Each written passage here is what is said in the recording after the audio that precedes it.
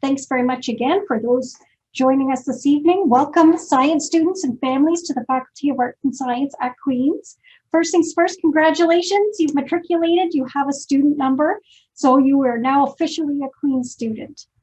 This is a really super exciting time for you and for us too. One of our favorite parts of our jobs is to meet our new class and introduce you to arts and science, which will be your home for the next 4, maybe 5 years. So welcome to you all. I'm sure you have lots and lots of questions, so we are going to get started right away. And hopefully we'll have some extra time at the end for more Q&A. But to start, my name is Haley. I manage the Central Academic Advising Service for Arts and Science. And joining me this evening are 2 of our seasoned academic advisors. We have Pam, who is going to do some co-presenting with me tonight. And we also have Melissa, who's waiting in the wings to answer your questions in the Q&A. So feel free to type in questions in the Q&A as we go along, and Melissa will respond to you as quickly and efficiently as she can. And then as we have time at the end, we'll answer questions among the group.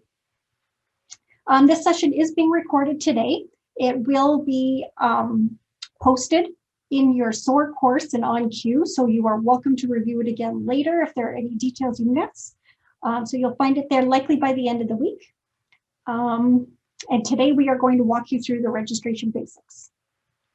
Also want to bring your attention to some of the other sessions we have ran and we have scheduled for the remainder of SOAR.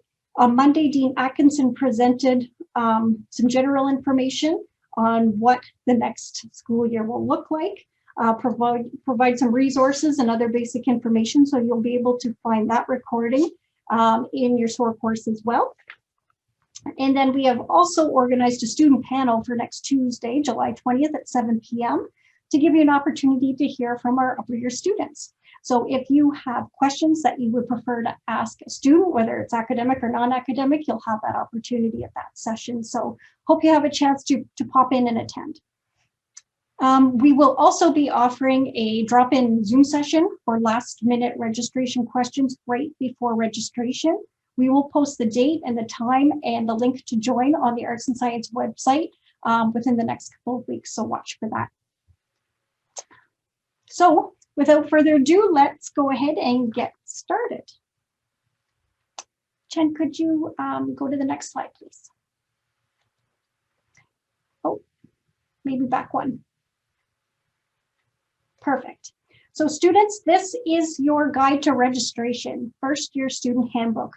It is your roadmap. It will be your #1 tool to walk you through registration. So please do keep it close, print it, bookmark it, post it on your wall. You will find it at this website, quartsci.com/firstyear. It's also in your SOAR course and on cue. Okay, next slide. So let's start with the basics. How does first year work for science students? You've been admitted to a Bachelor of Science honors program, and your first year is designed to allow you an opportunity to explore and be curious and to take some time to figure out what you love and what you want to focus your studies on in your upper years. So in other words, unless you were directly admitted to the Life Sciences program, as some of you may have been, you are not committed to decide on a concentration until you've finished first year and you've had a chance to explore those interests. As a science student, we do want you to explore the different degree plans we offer by going through the available degree plans we have listed in the first year handbook, and you will pick your classes according to what we recommend for those specific plans. The idea is to keep your options open, so at the end of first year, you'll have a number of different concentrations or degree plans that you're eligible to choose from. You'll also notice in the handbook that there are courses we offer that you probably haven't seen in high school. So this is your chance to try something new and exciting for that little bit of room you have for an elective course. Once your first year classes are all finished, that's when we are going to ask you to select your degree plan next May. And during your second year is really when you start to focus on taking the courses you need for your degree plan or your concentration. Next slide.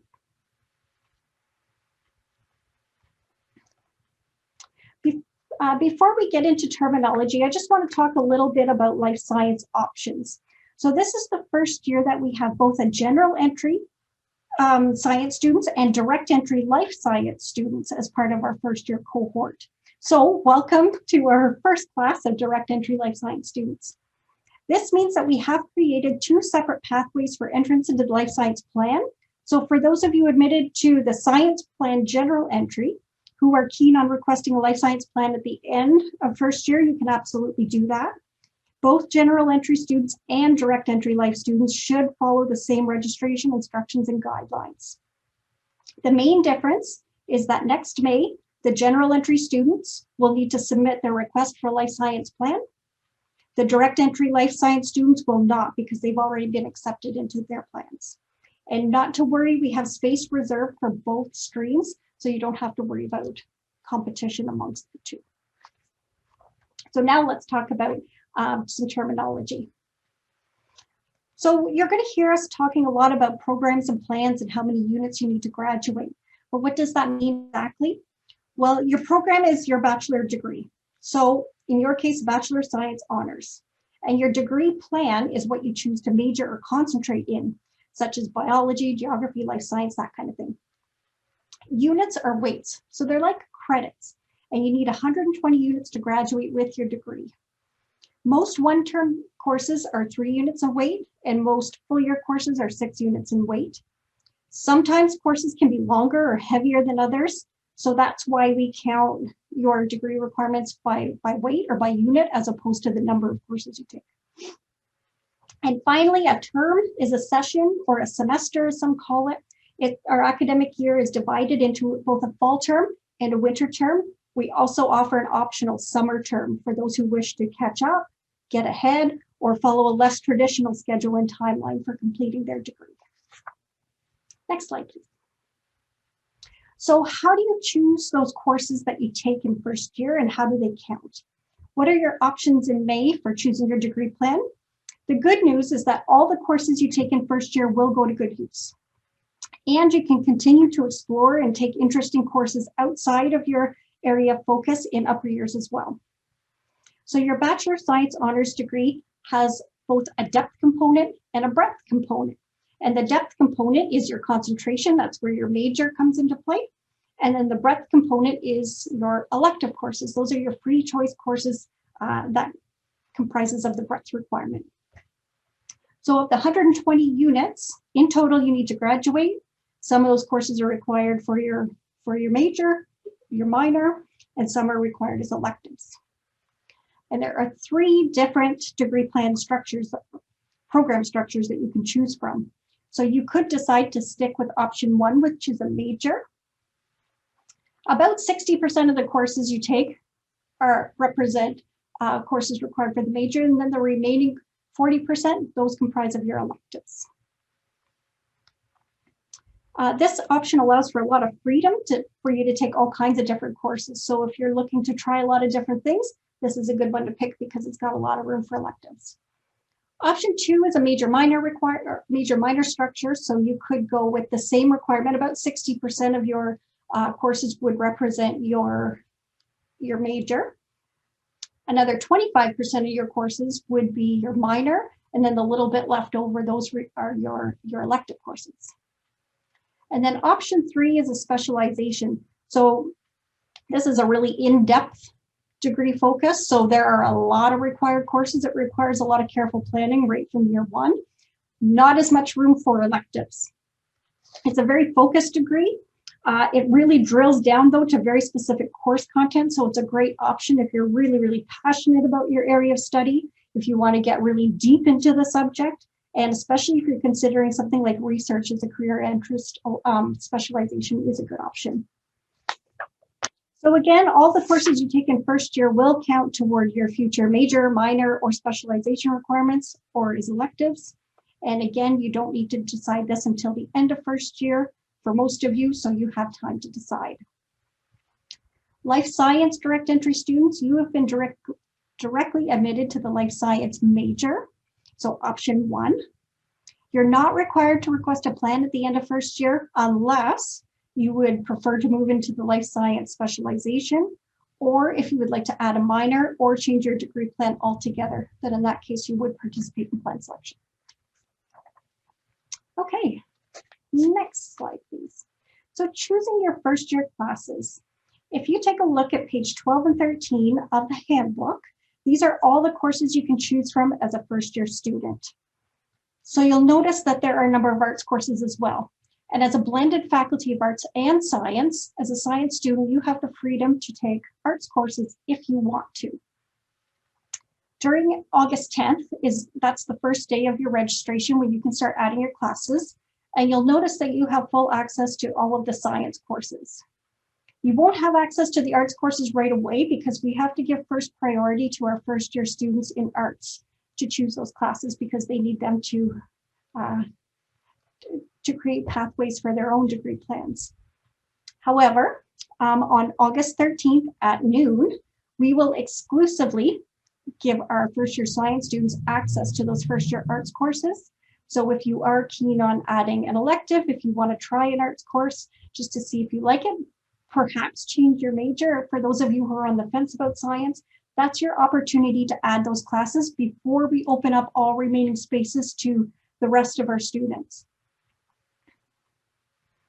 Pages 14 to 28 list all the recommended classes you should take for those degree plans you're interested in. So for example, if you're interested in the biology math specialization, page 15 shows us that you should register in biology 102, 103, Chem 112, Math 110, Math 120, and they recommend Physics 117. So if you were to follow those recommendations, that would help you to keep on track for that specialization because those are all the first year courses required for it. Also pay close attention to those courses highlighted in yellow. Those are what we call the gateway courses. And you have to have completed those courses and earned the grades we've listed in our thresholds in order to request and gain access to those plans. So if you haven't taken Math 120 and you want to be a math major, you won't be able to get into that plan without having that class and the minimum grade required. So it's important that you're carefully checking and making sure you have those highlighted courses included in your schedule, if those are the plans you're curious and interested about. Common question we get is, what if I don't follow the recommendation exactly and I haven't taken all of the courses listed? The good news is, for the most part, you can always catch up later. As long as you've taken the gateway course, you should be able to get into that plan as long as you meet all the other grade requirements. And you can catch up by taking the other courses later. So for example, if you really want to get into life science, you haven't taken first year physics, that's not going to prevent you from getting into life science. You can get in based on the threshold requirements that we've listed, and you could take physics over the summer, you could take it next year, you could take it at some point later. And that's what we're here for as academic advisors. We can help you walk through those options and strategies. Another question is, can I pick anything I want as a major at the end of first year? Entrance into majors and degree plans is based on grade requirements, as I've mentioned. So every department decides what minimum grade they will accept to allow students into their degree plans. So for majors, medials, specializations, minors. So keep in mind that your first year grades do matter. The higher your grades are after first year, the more options you'll have in terms of plan selection. And the more popular the plan, obviously, the more competition there is for space. So the higher grade might be required to get in depending on what you're looking for. The good news is the majority of plans require grades in the B to C range. There are only a few that are higher than that. And you can find the grade requirements on the Faculty of Arts and Science website under first year students, plan selection, and what it takes to get accepted to a plan. If you plan to graduate in 4 years, you should aim to take 5 classes or 15 units over the fall term and again over the winter term. If you'd prefer to take less, you absolutely can. Academically, there's no rule against taking a lighter course load, and there's no time limit imposed for graduation. You could also choose to take a lighter course load this year, take a summer class or 2 to stay on track, or you can choose to stretch out your degree requirements over 5 years instead of 4. Just a word of caution, if you're planning on doing this, There could be some financial implications if you're receiving scholarships, loans, bursaries. Always check with the source first to make sure that that's okay to do in terms of their own terms and conditions. We also ask students who are international students to check with the International Center first to make sure there are no negative impacts on your study permit and visa. Varsity athletes should check in with their academic advisors in athletics. Residents should check with the residence admissions office, and any students who are thinking seriously about medical school, consult with an advisor first, consult with the faculty office, and we can provide you with some more information. Okay, next slide. So you might notice that many of the science plans recommend that you take a first-year calculus or algebra course. So and you might notice that there are a number of different ones listed in the handbook. So we provided you with some guidance on which one to pick, which one is the best fit for you. So Math 110 and 120, those are the math courses that are designed for students who want to major in math or stats. Math 121 is the calculus course that's required for most science plans, and that's the most common math course that students take. Math 126 is a calculus course that's designed for students who are planning to major in economics. It's designed for art students. We don't recommend you add Math 126 if you're a science student. And then we have Math 111 or 112. Those are required for students who plan to study chemistry or computing. Those are linear algebra courses. And this information is all included in the handbook as well. Next slide, please. First year physics courses. So the same rules apply for first year physics. Physics 104 is the physics course you should choose if you plan to major in physics. Physics 117 is the general physics supporting course that's required for most science plans. So if you don't want to major in physics, but you want to, if you're a science student, Physics 117 is the most common course that most science students take. Physics 106 is sort of a hybrid. So students who are majoring in physics or want to major in physics, but they're not super confident in their physics background. Physics 106 is a little bit slower paced. And then again, science students who really love physics, keen on physics, and feel like they can handle a little bit of a quicker pace, Physics 106 is a better choice. Okay, next slide, please. We also have a number of different computing courses. So if you are interested in taking some computing classes, you absolutely do have that option. We recommend CISC 101 or 110 for anybody who has no background in computing or not a lot of comfort into jumping straight into a programming course. CISC 121 and 124 are the two foundation classes required for anybody who wants to pursue a degree plan of any kind in computing. So if you're not sure, we always recommend that you start with 101 or 110 first. Okay, next slide. And a couple of other options that you can think about. So we do have an elective course that we are offering this year to students. We have BISC 100 and 101. These courses are offered at our castle in England, at Hurstvonso Castle. Typically in the past, they've always been offered in person to our students who have chosen to study their first year in England. Due to COVID last year, this course was offered remotely. It was very popular. It was a big hit. So the folks at the castle have decided to continue offering it remotely. So we are happy to be able to offer it to you as a distance or as a remote course. It's a wonderful elective.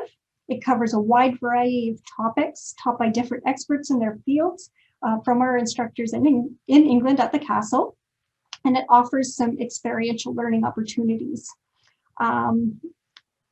Another great feature of these classes is that it can meet the thresholds for entrance into some arts plans like history, sociology, drama, and languages, literatures, and cultures. So if you want to make a drastic change, that just allows you a couple more options in terms of degree plans in May. Another option that we are offering for the second time is Fast Track. So this is a free non-credit course for students to assist you with your transition to academic study, to arts and science, and to Queen's, and to the world beyond university. So with this non-credit course, you'll begin to develop a transferable, flexible toolbox of skills and knowledge that'll help you really to succeed at Queen's and beyond. So in this course, they will explore strategies for approaching university courses, things like effective writing, critical thinking, logical reasoning, teamwork, and intercultural competency. We are offering 2 sessions of this course. One is already started. So one started on Monday, July 12th to 30th. I believe that session is full. Our next session, which we still have space for, will be offered from August 3rd to the 20th. Classes are delivered in a combination of both synchronous and non-synchronous elements. And for more information and to register, you can email fasttrack@queensu.ca. And Melissa, I'm wondering if you might be able to put that email address in the chat. Again, it's fasttrack@queensu.ca. You can also find details on the Arts and Science website by entering Fast Track in the search, and it will bring up all the details for that course as well. Okay, next slide, please. So where to start? What do you need to do and when? The registration timelines are all listed in the handbook. July 23rd is your first day to take some action. That's when the timetable is released and you can see what is being offered and when, so you can start drafting your timetable. August 3rd is when you will go into Student Center in Solace to view your enrollment appointment and time. You will have, science students have from August 10th, really all the way up to September 20th to add classes, but we really recommend that you register as early as possible. So between August 10th and 17th, the first year courses will be reserved for you. After that date, we will open them up to upper year students and spaces will fill very, very quickly. So the general rule for registration is the sooner the better. Again, August 13th as of noon, if you're interested in taking first year arts courses, that's your best opportunity to add those. August 17th is what we call our pause day. So that's the day where we freeze Solace. You won't be able to add or drop or do anything at all. We need that time to allow our waitlist engines to run. And we also need that time to take a quick peek at our enrollment numbers and take a look at timetables for any glaring errors so we can get in touch with you and get you on the right track. And then we open all remaining spaces and all classes to everyone as soon as our pause day is over on August 18th. And then classes start on September the 7th.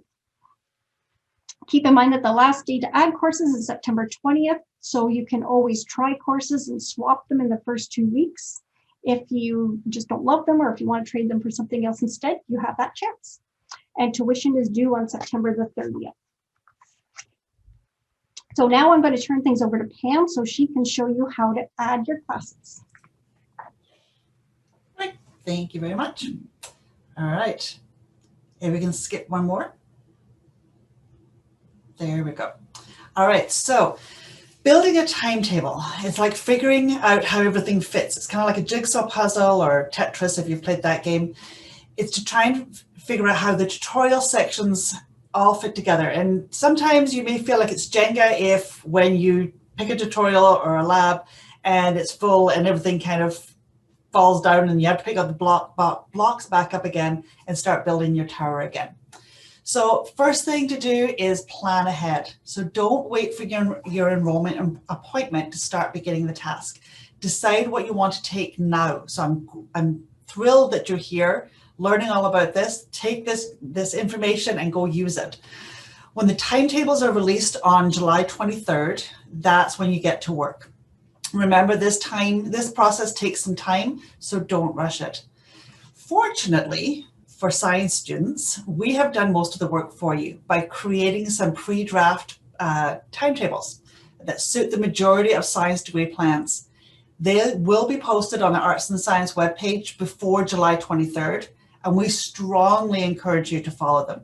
If you don't, you may run into a number of course conflicts, and this will help avoid the frustration that comes with that.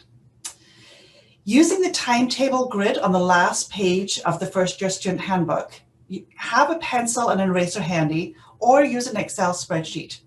Start with penciling in the lecture sections of your course first. Those are the largest classes that might only be lecture sections. There might only be one lecture section offered, or sometimes there's up to 3 or 4.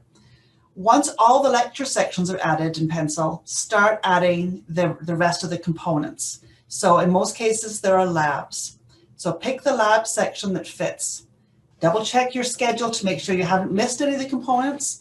And if you run into a section that has a conflict with another lab or another class, you'll need to choose another section that works. You might have to move the lecture and the lab or the tutorial sections around a few times to get all of your sections to fit. So you can see how this can start taking some time.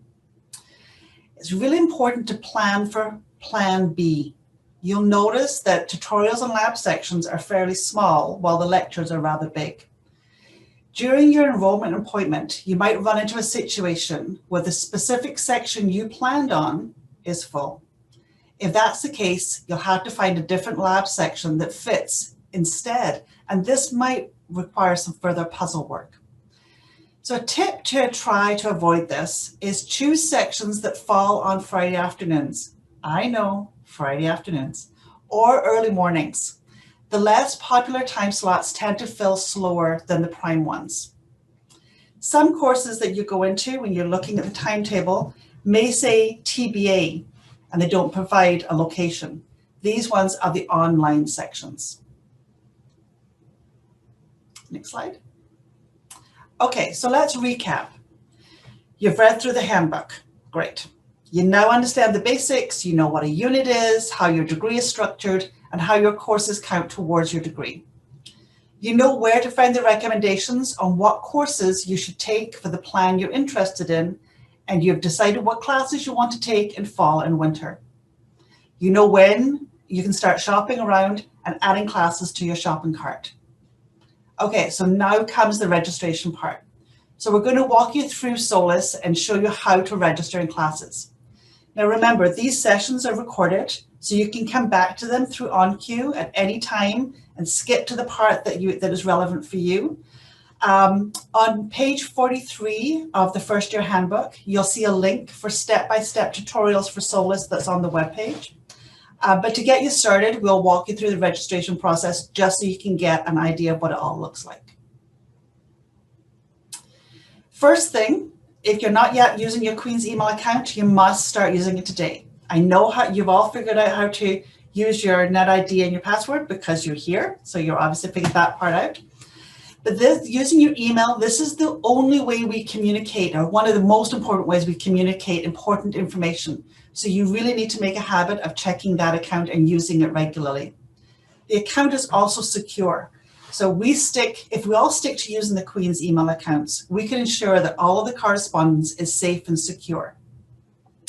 Another great resource for information is the Arts and Science newsletter.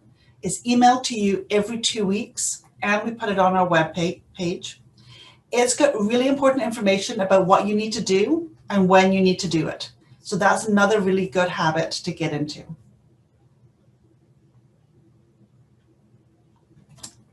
Next one. All right, so, oh, sorry, yeah, no, you had gone. One up, there we go. So to log into your Queen's email, you just go on to the Queen's webpage, and then you go into search, and you go into Office 365, and that will take you to the next page, which is where you put your NetID and your password in. This is your electronic signature, so please don't share your NetID or your password with anyone. That's yours and yours alone. Okay, so to log into your Student Center from the Queen's main page, click Search and Sign In, and then go to My Queen's U. You enter your NetID and password, and then you'll see this screen, and on the bottom, to access Solus, click on the red tab on the right-hand side of the screen. Or I guess that's on the left-hand side of the screen. So then you'll click on Solus, then it'll take you to this page. So this is, it'll take you to Student Center. And in your Student Center, you'll see a box on the right side that says Enrollment Appointments. it will tell you the earliest date to start your registration in classes. The date is not there yet, but it will be there soon. So once the date is there, you can click on it because there's also a specific time that your enrollment appointment starts, not just the date, but there's a time within that date. You have from this time until August 22nd to register in your classes, but the sooner you register, the better. Because as Haley mentioned, first year students enroll in classes first before any of the upper year students. The longer you wait, the greater chances are that spaces in the classes you want will be filled. So don't waste time. So once you click on for the more details in that box before, this is where it'll take you to, and this is where you will find your enrollment appointment time on the date of your enrollment. All right, going back to the main page of Solus, into Student Center, under Academics, to enroll in a class, under Academics, you would click in Enroll Link. Solus is set up on a term-by-term basis. So anytime you add a class, it'll start by asking you what term you want to register for. For full year classes, you register for the fall term, and Solus will automatically add you to the winter term half of the course.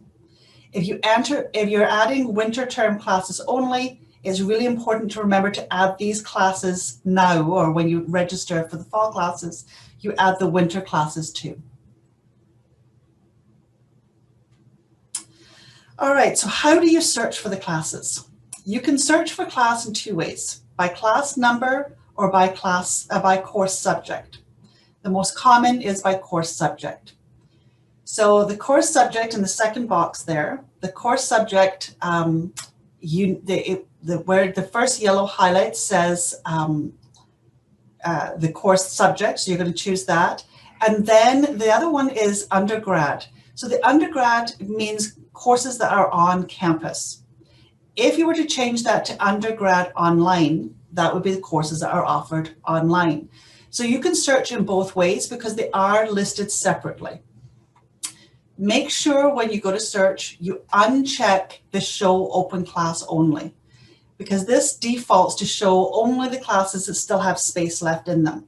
If you uncheck it, you can see all of the courses and you can see if the course you're interested in is being offered, but maybe it's full, and then you can put yourself on the wait list. If you want to know more about a class, the description or the prerequisites that are required, you can click on the section name link, and that'll give you more information. Once you decide you want to add this class, you click the Select Class button. If you don't want to add the class, you click the View Search Result button to return to the search result page. It's important to know that most classes have more than one component to them. So for example, Psych 100. It has a lecture component that you might see 4 different sections of Psych 100 offered. But below you'll see 40 different lab sections also listed. What does that mean?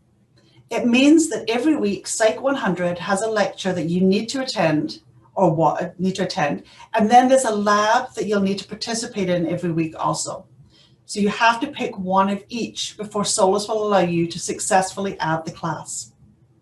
Different labs and tutorials sections allow us to organize classes so we can assign TAs to certain labs and tutorial sections. They are typically offered at different times and on different parts of the campus. To click the View All button so you can see all available labs and tutorial times, and then you select and click the Next button. Once you've confirmed the time of the class and any other important information for that class, then you click Next. You've now added a class to your shopping cart, and you're ready for your enrollment time. But just because something's in your shopping cart doesn't mean you own it. It's like going to the grocery store. Just because you put it in your shopping cart, you haven't actually got the item until you've gone through the cash register. So the shopping cart here helps you get organized, but you're not enrolled in the class until you finish the final enrollment. And that's why it's important to register for your classes after your enrollment, as soon after your enrollment time, and not to wait. So step 11 shows you when you finish enrollment in the class and you have secured your spot. Remember, full year courses, the system will automatically enroll you in the same section for your lecture and lab or tutorial for both terms. Make sure when you're registering for them, there aren't any time conflicts in either the fall or the winter term, because if there's any time conflicts, it won't register you. And don't forget to enroll in your winter term. So you're going to enroll both in fall, winter, and full year courses. If there are no errors once you hit enroll, you'll see a green check mark. If there's a red X, that means there's an error and there needs to be something corrected before you can finish enrolling. And I'll get to that slide in a few minutes on what that means. Okay, so now you have added your fall term, your full year, and your winter classes. You think you have them all, what next? You can take a look at your timetable in your student center.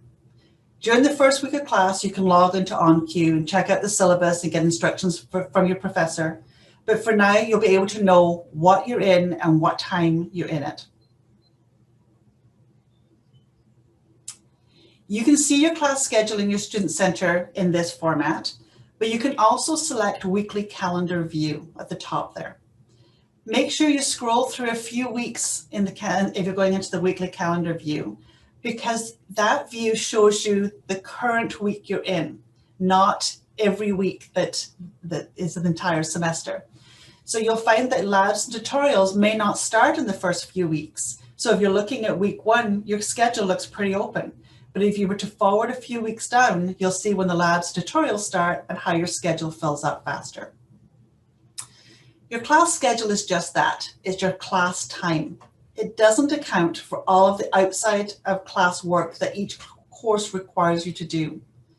It's important for you to set up a regular work schedule for each term. You should budget time each week per class to do readings, research, prepare assignments, talk to TAs, talk to your peers.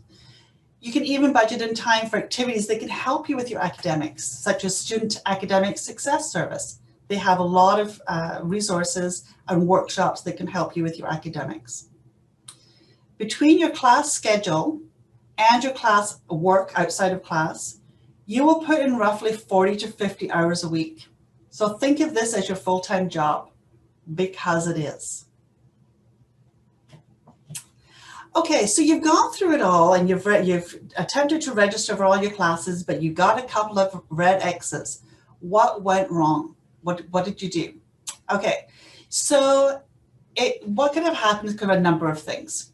Maybe you're missing a piece. Maybe there was a tutorial and a lab and you didn't add both. So you need to go back and take another look. Maybe there's a timetable conflict. It worked for your fall term. It was a full year course, worked for your fall term, but you didn't quite take a look at the winter term and there is a time conflict. Solus won't allow you to have any of those, so you need to be prepared. Like I said before, have a plan B. If one lab doesn't work, what is your alternative? Maybe there's a class reserve, meaning, as Haley said, some courses are reserved for art students at the beginning and then it's opened up for everybody. Quite often there is reserves for upper year courses, so which shouldn't affect you now unless you're trying to get into an upper year course. So there may be some reserves on them, or the class is full. If that's the case, you can add your name to the wait list. Keep in mind, you can register in 15 units per term. So that's the equivalent of 5 courses. This includes being on the wait list. So if you're thinking to yourself, well, I put myself on a wait list for 2 courses and then I'm going to register in 5 others and switch them out later on, the 2 that you've waitlisted means you can register in 3 others. So 5 is the total.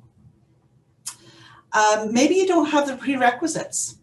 100 level courses should be fine. That generally isn't prerequisites for most of those. But if you're trying to register an upper year course, 200 level or above, there could be prerequisites that you need to have before you can register in those courses. So that could be another reason why something went wrong. A common question we get is, what about AP or IB credits? The courses that you were taking before you became a Queen's student. You can actually apply for transfer credits. All you need to do is go onto the Queen's, you can just easily Google Queen's transfer credits, and it'll take you to the web page. It's things like AP, IB, A-level, Cambrian pre-U, French baccalaureate courses, things you have completed in high school that you want to get credit for. So please look at the website for more information. But what's really important to remember is the deadline for applying for transfer credits for IB or AP is the end of the first term. So December 2021 will be the deadline for when you can apply for those credits. So if you're planning on it, don't waste any time.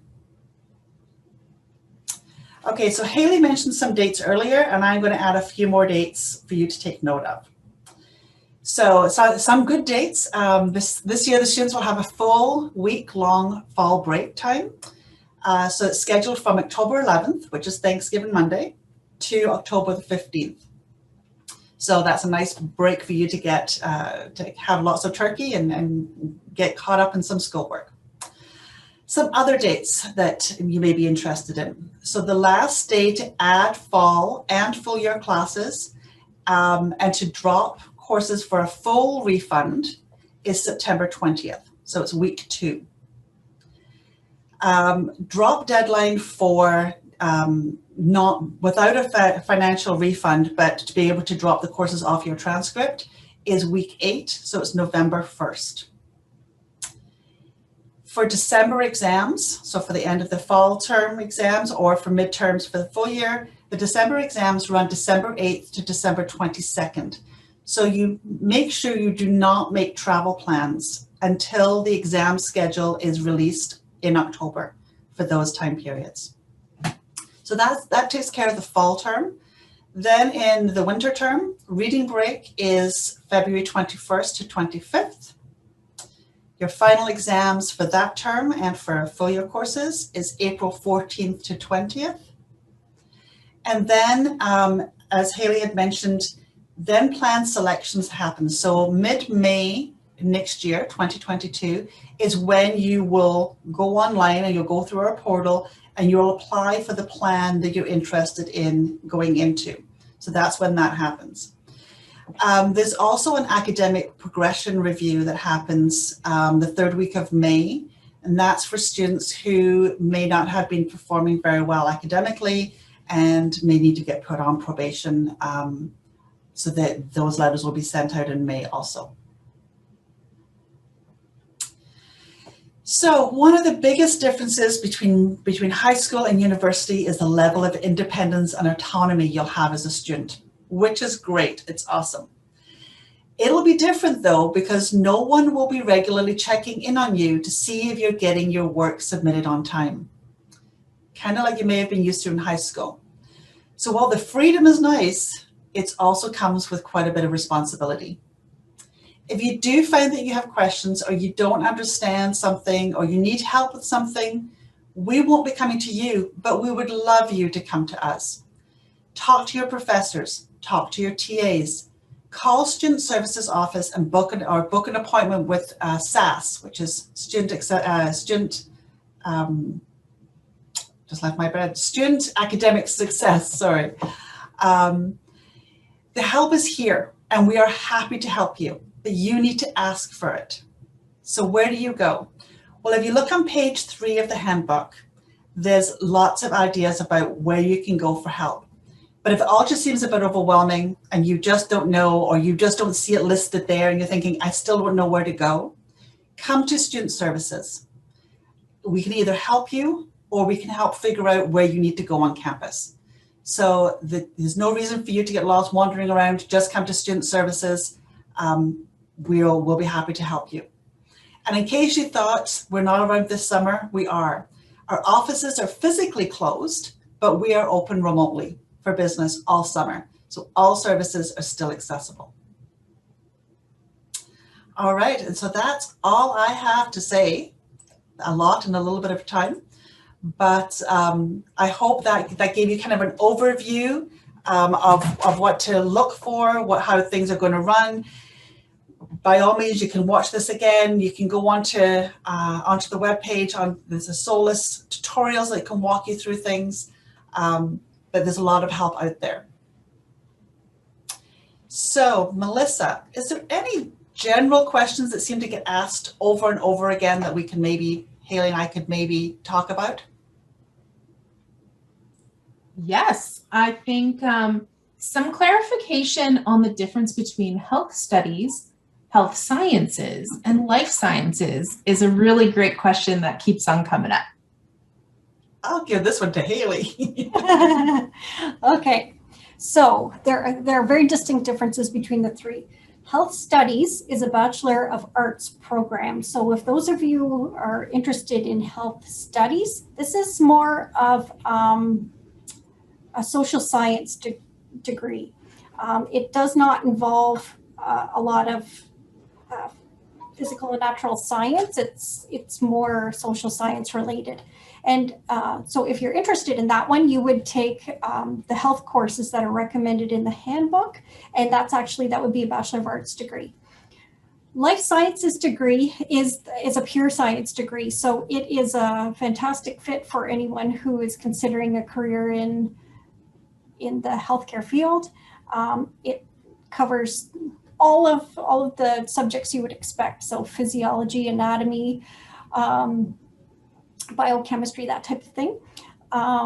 It also is a good avenue for research, for science. Those of you who, after COVID think, I want to be that person who created these vaccines. Life science is the program that you're looking for. Health sciences is actually a degree program that's offered through a different faculty altogether. It's not offered through arts and science. So as an arts and science student, you wouldn't have access to this unless you went through admissions and transferred to that particular faculty in that degree program.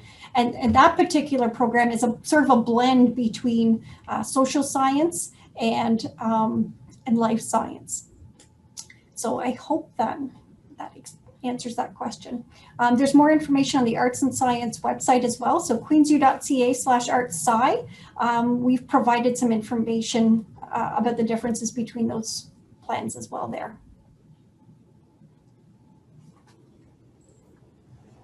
So another question that Carson asks is, which physics, math, biology course should I take if I've passed the AP exams for both? Yeah. This is an excellent question. So for students who have IB or AP credits and they would like to use them, they have requested those as transfer credits, you really have a choice. So you could use those credits to count and to use as entry into plans. I think you have to have a minimum score of 5 in order to use those courses to be accepted into plans. We, however, recommend that you take the first year courses that are recommended in the handbook. A lot of it might feel like repetition over the course of the fall term, but it really does help prepare you for the transition to university. It gives you more of a feel and a comfort level when it comes to the pace and how study works and how the courses work and, interacting with your instructors. Coming to university is a lot different than high school. And we find that students, even if they have that really strong background, having that time to get used to the university environment is very helpful. And keep in mind that if you take these courses at Queen's as well, chances are you'll do quite well in them, and then you will earn the strong grades, which will of course help your GPA and also help with entrance into those degree plans that you're interested in. So personally, I would suggest that you take the courses at Queen's as well, but if you choose just to accept the credit and not do that, you're certainly welcome to. You can fill any empty or any remaining open spaces with electives or with some of those other courses that are required for the plan. And we're happy to talk to you about that in advising. You can call us if you have some more detailed questions about that. And I've had some students who've said, I did my physics IB in grade 11. And so it's actually been another year since I've actually touched that subject. So while I did really well on it as a foundational course, because in your second year that they're going to build on their first year of courses. So to have it fresh in your mind from first year going into second year can sometimes be really helpful. Thanks for that, guys. I think another question that keeps coming up is, How to know if a course requires just a tutorial or a lab component, or if it's just going to be the course. Perhaps one of you can pull up those screenshots from the presentation just to kind of show that distinction again. Chen, are you able to bring up, to go back to, let me see. Where would it be?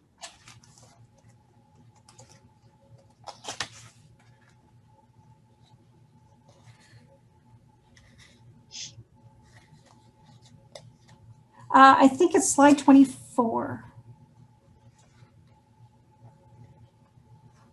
I'm sorry, what was that slide about? It's a screenshot, step 6 and 7. Step 6.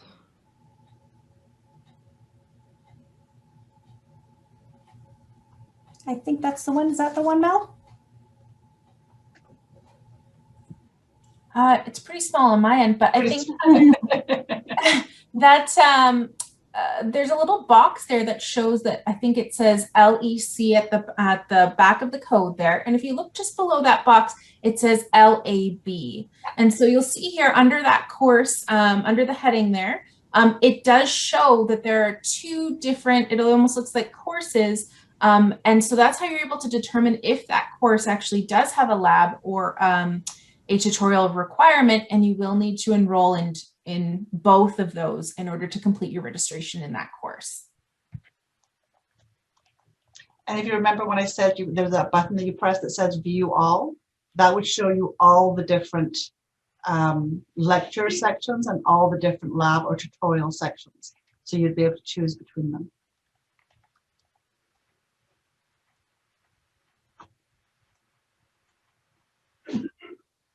Any other burning questions?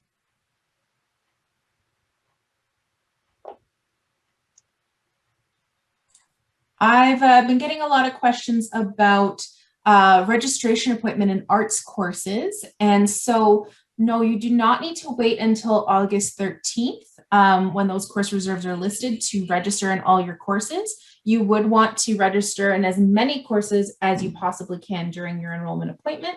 And then when those course reserves lift, then you can kind of get into those other courses that you weren't able to get in during your first round. A lot of those will be arts courses.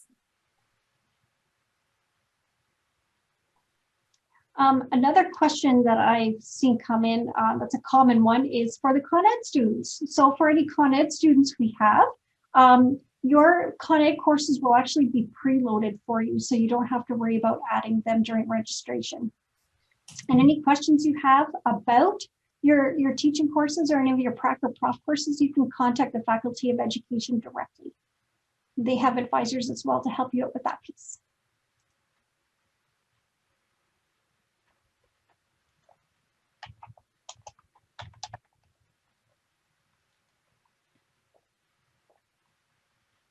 I have a lot of students writing in and asking about, how early should I get moving on this? Am I late already?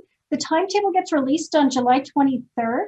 So you have from the 23rd right up until August the 10th, really, to plan out your courses. And again, if you're following the science timetables, it shouldn't take you a ton of time. So you don't have to worry and panic if you feel like you're behind. You're certainly not. July 23rd is the earliest really that you can get to work. And again, you have right up until your enrollment appointment time on the 10th. And again, on the 10th, if things don't go perfectly right, or if you have last minute questions, you do have time. Again, we don't release those science courses to the first year art students until August the 13th. So please do give us a call when the time comes. Our entire office is converted to basically a call center during the whole registration period. So we have tons of help available. You might have to wait on the line on hold for a little bit if the traffic's particularly heavy, but lots of help is available. So don't feel like you have to figure this out all on your own. And we'll run daily Zoom sessions as well over the lunch hour, so you can pop in and ask questions that way. Try to give you as many ways to get in touch and ask your questions as we can.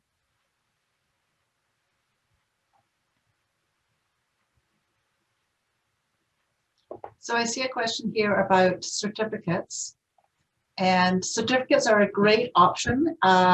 If you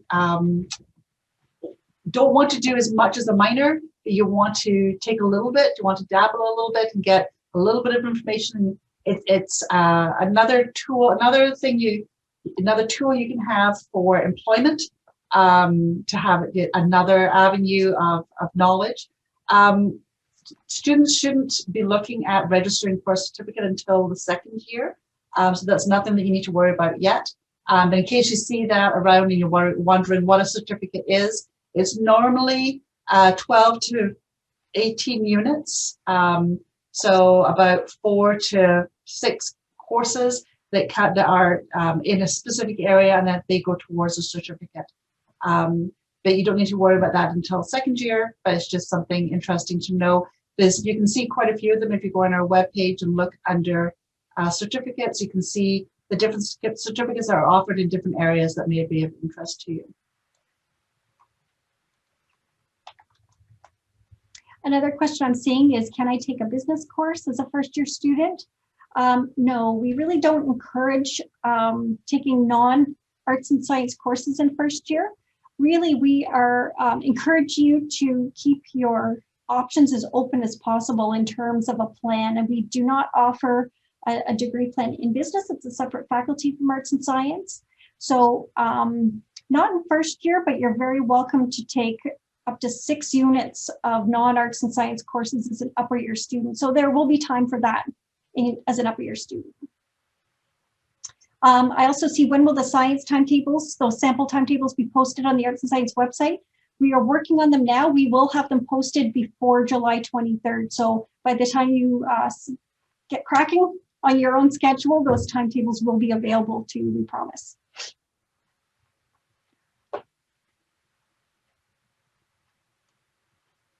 And how are we doing for time? We've got about 2 minutes left. We've got about 2 minutes.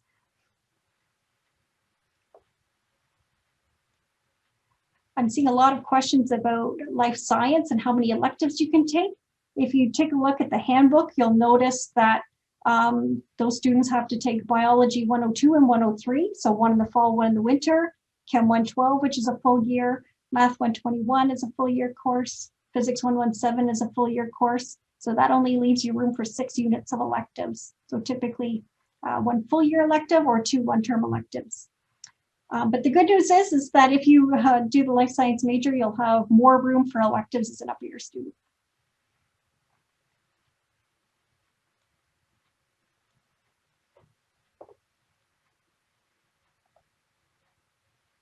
Any life science direct entry students? Yes, if you decide to change your mind and you don't want to pursue life science, but you would rather choose a different science plan, you can participate in plan selection and choose something different.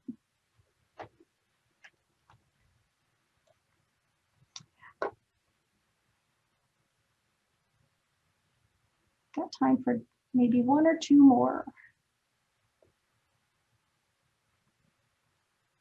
I'm sorry for those who we didn't get a chance to answer. There are just a handful left that we weren't able to get to, but if you read through the handbook and we have not had a chance to get to your question, you haven't found the answer, please give us a call. I'm going to put our phone number into the chat, and I will also send you an email address. So you're welcome to get in touch with us that way.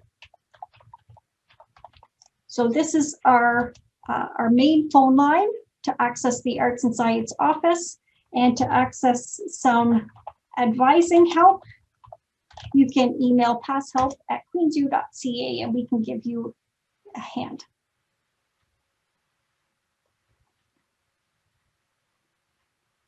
And again, I encourage you to attend the other source sessions that we are offering. If you can, if you care to, we would love to see you again. And again, if you have last minute questions, take a close look at our website and we will be posting updates about Zoom sessions and things like that. So we can answer all these technical questions you have, and we can answer we can answer questions about what courses are most appropriate for you to add. So I think we are now at time. I want to take an opportunity to again thank you all for attending.